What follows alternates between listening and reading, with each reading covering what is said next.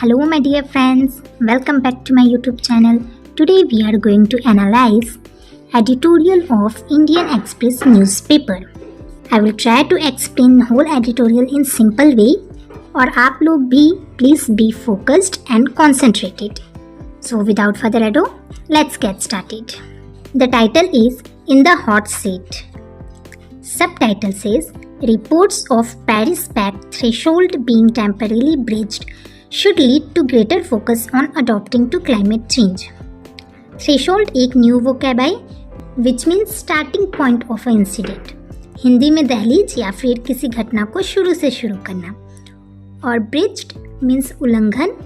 English में act that breaks agreement or law.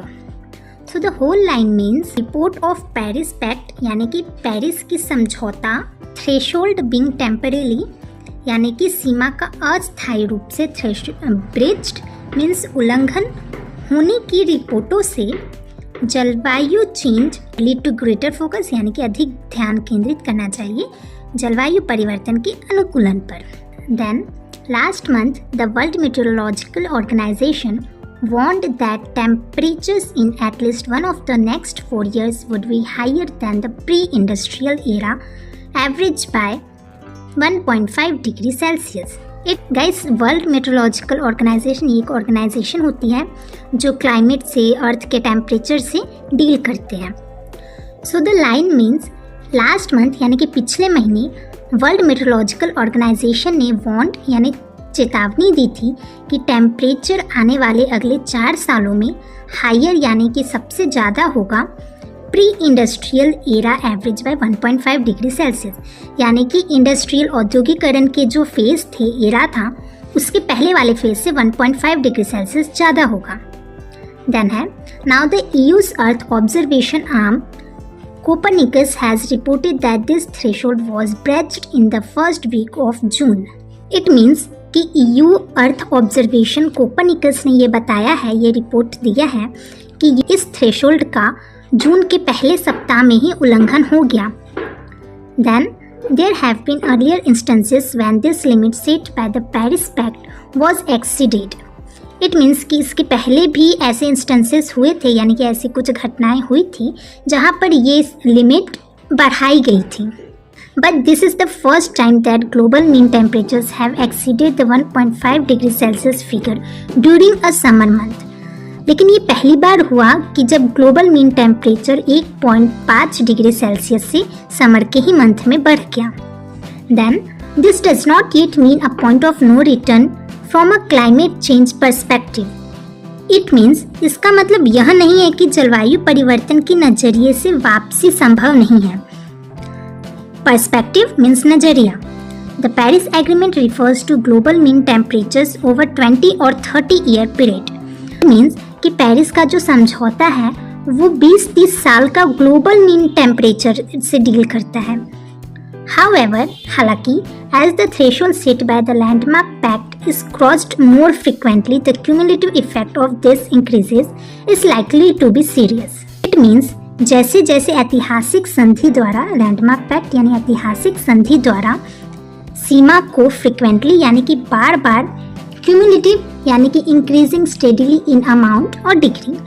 सो जैसे जैसे संधियों द्वारा निर्धारित सीमा को बार बार पार किया जाता है इस वृद्धि पर गंभीर होने की आवश्यकता है.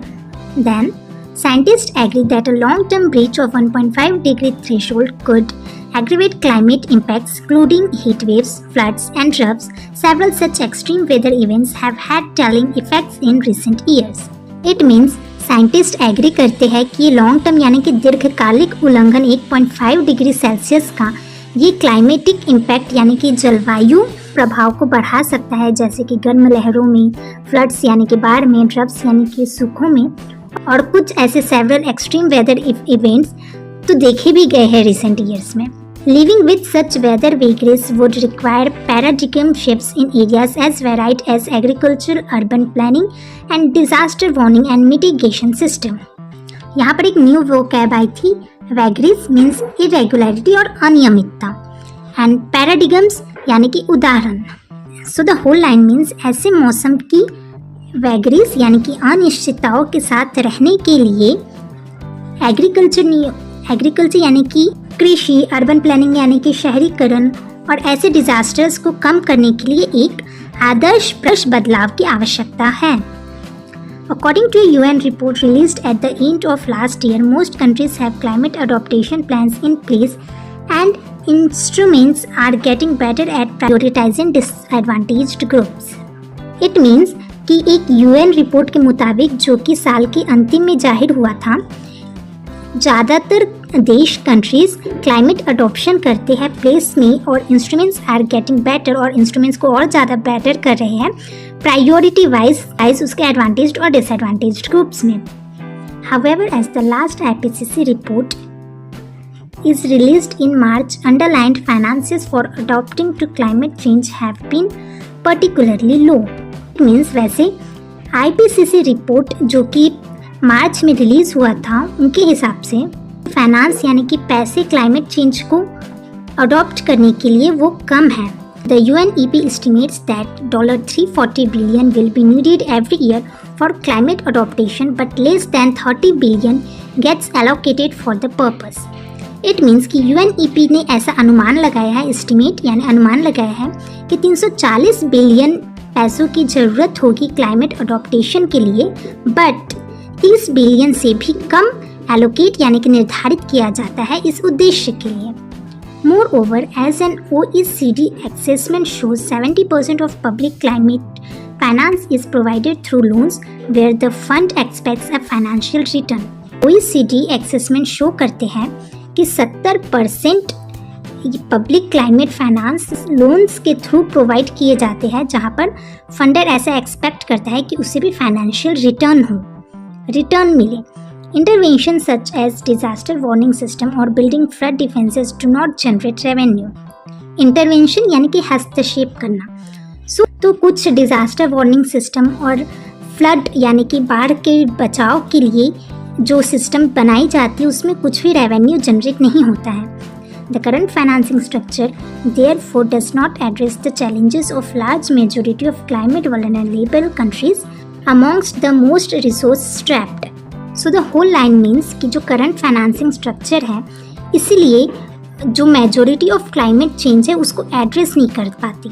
मतलब जो वल्नरेबल कंट्रीज है यानी कि जो वीक कंट्रीज हैं वो सबसे ज़्यादा इसमें बंध जाते हैं, वो इन जलवायु संवेदनशील चुनौतियों का समाधान नहीं कर पाते। Then the culpability of these nations for global warming is negligible. Culpability means wrong blame. So global warming के लिए इन देशों का जो दोष है वो निग्लिजिबल यानी कि बहुत कम है। Pakistan for example which contributes barely 1% of world's GHG emissions was set back by more than 30 billion after last year's floods. Whole line means Pakistan उदाहरण के लिए जो कंट्रीब्यूट करता है बेयरली यानी कि बहुत मुश्किल से 1% वर्ल्ड के GHG इमिशन मीन्स उत्सर्जन में, वो पिछले साल के बाढ़ के बाद 30 बिलियन अरब से पीछे चला गया है। Then on June 22 and 23, France will hold an international summit aimed at taking stock of the ways and means of increasing financial solidarity with the global south.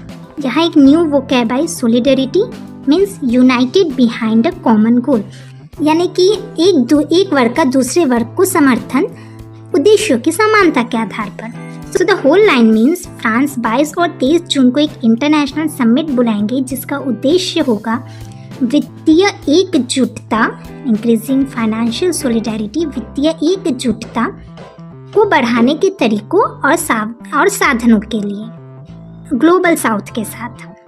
The decisions taken at the meet are likely to fit into the agenda of COP28 in Dubai later this year. It means जो decision लिए गए इस meeting में, बैठक में, वो इस वर्ष के अंत तक दुबई में COP28 के एजेंडे में शामिल होने की संभावना है। The delegates will do well to factor in the challenges posed by the recent rise in temperature. The whole line means the delegates यानी कि जो प्रतिनिधि है वो अच्छा परफॉर्म करेंगे हाल ही में उत्पन्न तापमान में वृद्धि की चुनौतियों के लिए। मतलब कि जो डेलीगेट्स है वो हाल ही में तापमान में वृद्धि से उत्पन्न चुनौतियों को ध्यान में रखकर अच्छा परफॉर्म करेंगे। Thanks for watching. Like, subscribe and share.